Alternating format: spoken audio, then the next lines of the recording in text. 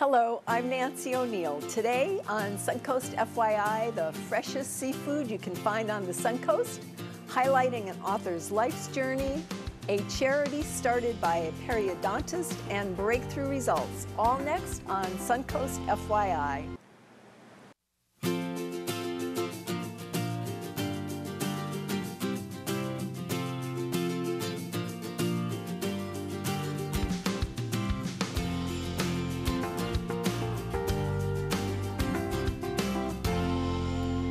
Thanks for joining us this week on Suncoast FYI. I'm Nancy O'Neill. How do you know if fish is fresh to eat? Well, here's a tip. Fill a pot full of cold water and place a piece of fish inside. If the fish floats, it's been caught recently. If it sinks, you may want to think twice about eating it. There's a place on the Suncoast where you never have to worry about seafood failing the simple test. And that's why we're here with Walt's.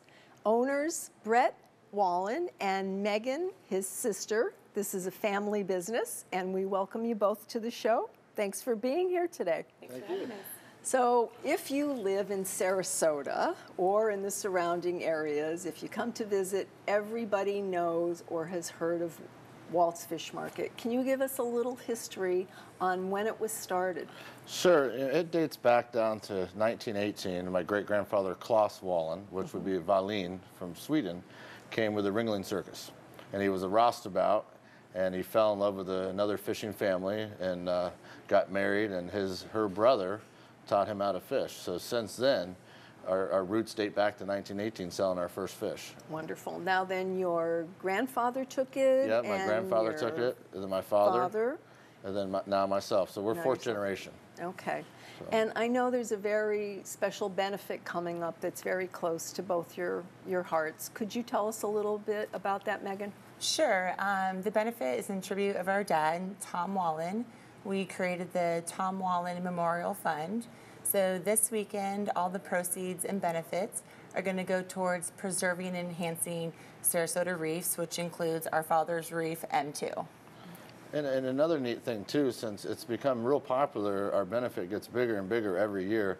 All the local people have really deep get in their pockets and donate trips all the way from Costa Rica to Key West to Galleon to all my fishing charter captains have all donated their time as well. And I've always loved to see in the ocean and boating and all that. And so now we're actually going to start a foundation for kids to send them to Sea Explore Camp, and so they can really see what marine life is all about. So not only of the reef, now this time we're going to donate some of the money to help kids be able to do that aren't fortunate enough to afford a Sea Explore Camp. Mm-hmm. Now, so, when will that be starting? Well, you know, after we get done with the fundraiser, we're going to sit down and have a meeting with Mote Marine and have them steer us the right way on how to do that. And Mote Marine will be there this weekend. So. Okay. And the benefit is actually coming up? Yeah, it's this Sunday. So. Okay. And what time does that start? It starts from 12 and it ends at 8. We have events all day long. We have live auction, silent auction, Big Cat Habitat's bringing a tiger. We have a bald eagle coming into town because you know, everything is important, just like the bald eagle for the species of fish and the waterlands, and Mote Marine Aquarium is bringing a mobile aquarium as well. And it's just a really neat thing. You'll see everybody from the person that delivers your mail to a commissioner at this event because they all knew my father, you know. So. Okay. Now I know that you've expanded the business quite a bit. You have music.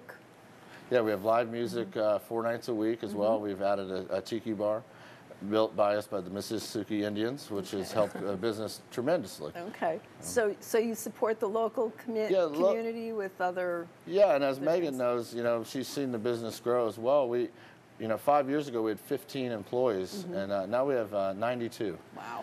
And I really love hiring young people, and they're so interested in the fishing part and forming them, and they all come back to work on their college break, and it's just like I did when I was a kid, so it's really neat. Megan, could you please tell our viewers where to go to find out more information about this wonderful event that you're having and where they can find you? Sure, you can go to Walt's Fish Market on the web or check out our Facebook. We're listing all the events that are going on, and on our Facebook we're listed as Walt's Fish Market and Restaurant. Okay, and they can go on there and find out all the time of events time and events everything. And all the everything. auction items. Awesome. Wonderful. Well, thank you for being here today. Appreciate Thank it. you very much.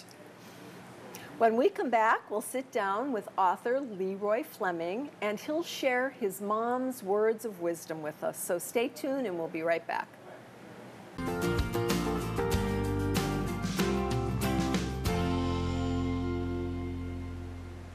Welcome back to Suncoast FYI. Writing is a very important tool, especially for author Leroy Fleming. Not only has he written about his own life's journey, but he believes everyone should take the time to put down their own journey into words. Leroy is here to talk with us about his book series and where he takes the readers on a journey through his life and dreams. Good morning. Good morning. Thank you for having me. Thank you for being here. So what inspired you to start writing? In January the 1st, 2000, my mother passed away. And when she passed away, it was like a traumatic shock to me. And I didn't quite know how to handle it. My brothers and sisters couldn't tell me how to deal with it, so I had to try to resolve it on my own.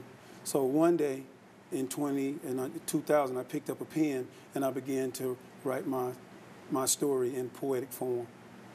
Now, I know that there's a quote on your website that your mom said to you. Yes. And that inspired you. Could you share that with us? Well, I have to go back a little bit. On December the 25th, 1999, I told my mom, I said, Mom, I'm almost where I need to be in terms of accomplishing my dream. I just need you to hold on a little bit. Like any mom do, she looked at me and she smiled. She said to me, son, I may give out, but I will never give up. Those words was the last words that she spoke to me physically. And those are the words that drive me to this day. Okay. So your first series of books was Time Lightment, yes. Okay. Can you tell us a little bit about those? And I know you have 5 different books in this series. Well, Time Lightment, it just simply started. The very first piece that I wrote was titled Here We Go. And I'm glad for that title because it simply meant that I'm starting a journey now. It was a whole new creative journey for me, and I had to be my own therapist in a sense. So once I began to write that particular line, Here We Go, right at the beginning, all of it began to go back to when I was a child, thinking about my mom speaking to us, telling me and encouraging me to do things that I needed to do in order to make my life better. By her not being here, it just gave me a sense of clarity to kind of realize that I'm in control now, and I got to do the best I can with the time I have. Okay. And this helped you get through your grief. And, Absolutely. And this is what you want people to do now from your books, is learn how to be their own therapists. Is this correct? Absolutely. The important, what I want to try to stress to the viewers is the most important thing is when you read my book, there's a blank page inside, and after 9 or 8 poems, there's a place for you to begin your journey. And what I would like to say to everybody, like Write Your Life Now, you know, that's kind of what I want to call my tour, like Write Your Life Now tour, because you only have these moments to be thankful for. And all of my books, they go in that same order. And it's very important for people to, like you said, live in the moment and write their feelings down when they're having them. Yes. Okay? Because life is so fleeting and we never know It really is. And with my what's mom, going to bring us the next. thank you for saying it. And with my mom, it was the same thing. I didn't think that Christmas Day 1999 would be the last time that I would see her. So my writings kind of reflected, like, well, what does your life mean like now? You can live with your past, but what does it mean right now? And I just found when you begin to write, you begin to clear all that up. So tell us about your new series then, since this is what you've been working on. Yes, Soul Splitting. It's simply, Soul Splitting, I try to say to the audience, I was a broken person at the time I began to write this particular one, or at least I felt broken. And I just tried to figure out how can I put myself back together. So Soul Splitting is my journey between the physical world and the spiritual world to try to reconcile myself, to make myself whole again. Okay. And each picture on the cover, when you get to volume 5, you'll see that individual coming together. And I want the viewers to know that if you begin to write your life, you begin the same healing process that I did. Great. Well, thank you very much for sharing these very personal parts of your life with us. Where can our viewers go to find out more and buy your books? Well, they can go to www.timelightment.biz. That's TIMELIGHTENMENT.biz. And the other one is Soul Splitting, SOULSPLITTING.biz. Awesome, awesome. Well, thank you, Mr. Fleming, so much for being here today. Thank you for having me. Appreciate it. Coming up on Suncoast FYI, one Suncoast doctor has devoted his career in providing treatments for gum disease and other issues surrounding the teeth, all while giving back to our community. We'll have our best smiles on when we come back with Dr. Feldman.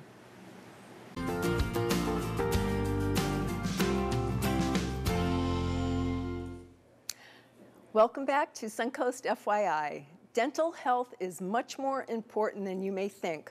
Without healthy teeth, there's a greater risk of having a heart attack, stroke, high blood pressure, and more. Dr. Stephen J. Feldman joins us now to talk about his practice and how important dental care health is. And good morning, doctor. Good morning. Thank How are you? Good, good. Thank you for being here. Well, thank you for having me.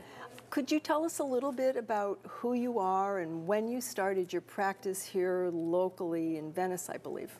I'm a dental specialist called a periodontist. I was trained in Boston at Tufts, and I've been here for about 40 years in Venice. And we've been here so long, and the community has done so much for us. We thought we would begin to give back. Okay. So I know the reason I'm here is for the charitable giving that we're doing, and we're very proud of that. And it's beyond what we thought it would be.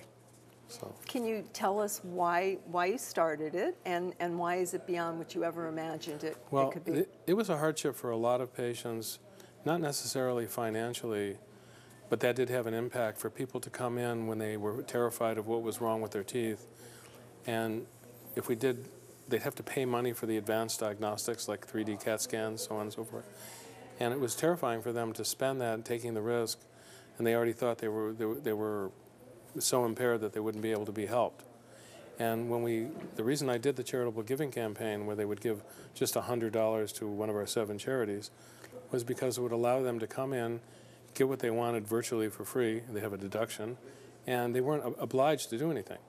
If they did go forward with care, then I would donate another $100 to that same charity, and you'd think, well, geez, I was losing money.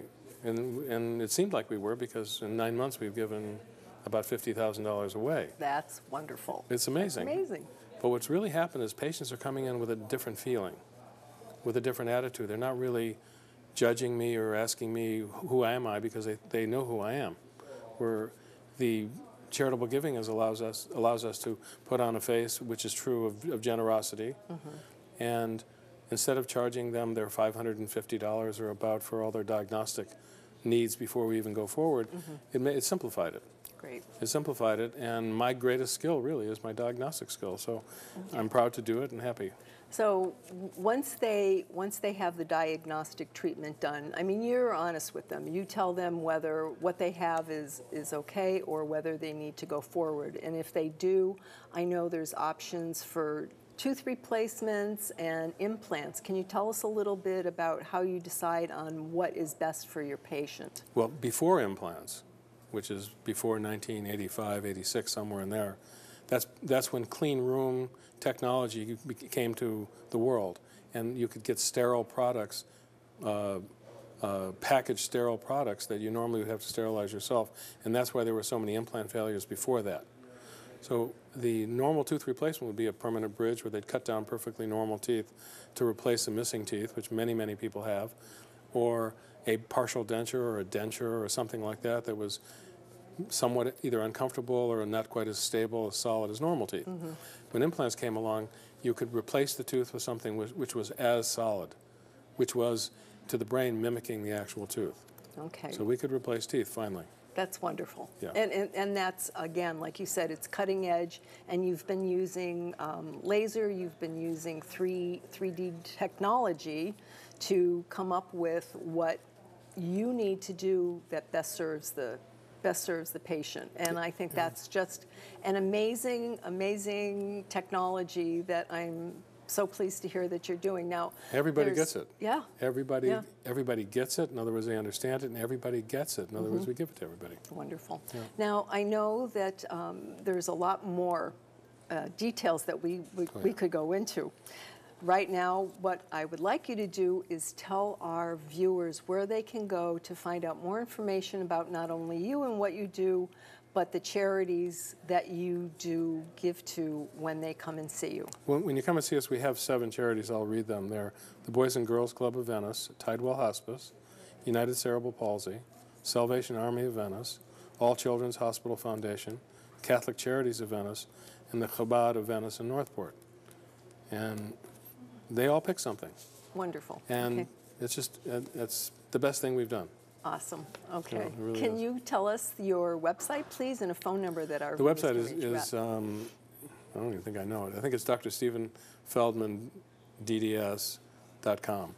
Okay. And your phone number? The phone number is 941-485-9633. Great. Thank you for being here, and you. I appreciate all the help that you give our local community and their charities. Well, honestly, it really is our pleasure. Awesome. Thank you. Thank you.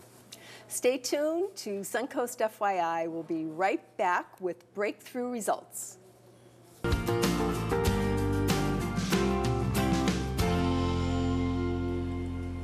Welcome back to Suncoast FYI. Breakthrough Results provides tools and training for leaders in a company to understand their role and their employees. Kathy Hansel, president of Breakthrough Results, joins me now. And hello, Kathy. Hi, good morning. Thank you for being here. Good, thank you. Now, can we start with, can you tell us a little bit about who you are and your background and your experience? Sure. I started in safety, health, and environment issues and caring about helping people and helping the environment when I was really young. It carried through my entire career. So I've, over the years, I've earned an environmental engineering degree, toxicology degree, I'm a lawyer, and 9 certifications in safety and quality. And that combination has given me a really unique view in how I can do what I love. And what I love is really serving people and serving the environment. Okay, now your company is called Breakthrough Results. Yes, it is. So tell us what you do, what your company does. Breakthrough Results is exactly what it sounds like. I'm a catalyst for change, and in particular, culture change. Mm-hmm. With the background I just shared with you, what I realized is if you really want to make a difference in a company, you have to begin to assess and understand its culture. And with doing that, I can have tools, and I then speak with the leaders, as you said, but also all the employees and the different processes that are in place. And I look at all of those and assess those and develop where they can be improved to improve ultimate performance in an organization. Okay, so you actually go into a company, speak with everybody, and then take all that information that you've gathered and develop a philosophy that you feel will work for their company. And how do you help them once you've done that? How do you get their performance to improve? Okay, good question. After I do all the assessments, I look at it from a perspective of what can be, what is the optimum in a culture. And I look at it specifically through safety, health, and environmental lens. So when people ask me to come in or a leader, they're looking at safety, health, and environmental or sustainability, performance. So I assess their culture based on those filters. And then I see what can be and where the gaps are. I have a roadmap that I follow, a framework, and it's independent of the type of organization. So it's large and small, multinational, private, public, military, the government. All of those different organizations still need the same kind of assessment, same framework. And then I outline a multi-year plan for them, different trainings that are necessary, and very particularly, I look at the business processes. That's what drives the culture. Some people think it's the leader, and the leader has a big impact, certainly, but the way the business churns and operates is due to the way it's built, and that's the culture. So a leader has a piece of it, the culture has a piece of it, all those business processes, as well as where it's located internationally, geographically around the world. All those factors come to play, and then I offer a plan, a roadmap of how they can close their gaps and improve their performance. Okay, so when you speak to the leaders, obviously they have ideas of the direction that they want their company to go in or that it's been going in. Right. Do they give you, I'm sure they give you feedback, but do they give you pushback? I mean, are they willing to change? Yes, yes. There's such a wide variety of what it's called leadership buy-in, right? But that's fine. And every leader comes with his or her own views and their background and their baggage, whatever, their legacies, where they come from, their goals, what they want to achieve. So I need to understand all of that. And I spend a good amount of time developing what's in it for me. So it could be a business perspective. It could be a very personal perspective. If they really believe in their people, it could be a competition perspective. It could be the business is going to take a whole new direction and merge or divest. So I need to understand what they're thinking. I need to understand where the business is going. And where have been the problems in the past? Just be honest with me. Your brutal facts tell me so that I can begin to plan and understand what's best for you as a leader to achieve your goals. And we'll do it in the least amount of effort and time. Okay, and the employees obviously play a big role in that too. Yes. I mean, and I hope that they understand that whatever they tell you is going to be just taken and shared in a general kind of manner, so there's no worry about them. That's right, anonymity, yes. Yeah. Yes, everything's Wonderful. anonymous. I do a lot of, in that fact gathering state, that assessment state, speak with hundreds of employees, and it's always exactly as you said.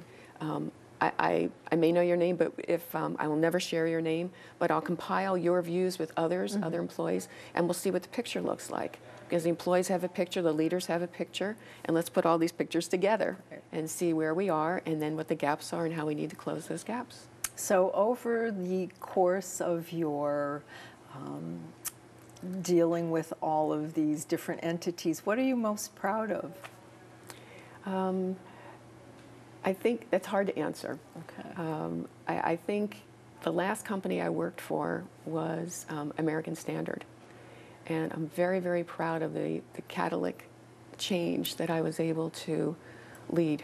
Fabulous leadership. Great. They started out with a little bit of what you said, different levels, getting all the employees involved, wonderful professional safety, health, and environment professionals. And we did it together, and within a relatively short time to change the culture of a very large company. It was 61,000 people, 47 countries, 550 sites. Wow. We were able to change and move and morph this company into a very strong safety culture. Okay. Now, quickly, I know that you produce and host a radio show. Yes, I do. Tell us quickly where that is, and then where our viewers can go to find out more information about you. Yes, the radio show is called Safety Breakthrough Talk Radio, and it airs on iTunes News and Talk Radio. So you can find it there. Okay. I interview experts, government leaders, all kinds of international people in all different topics.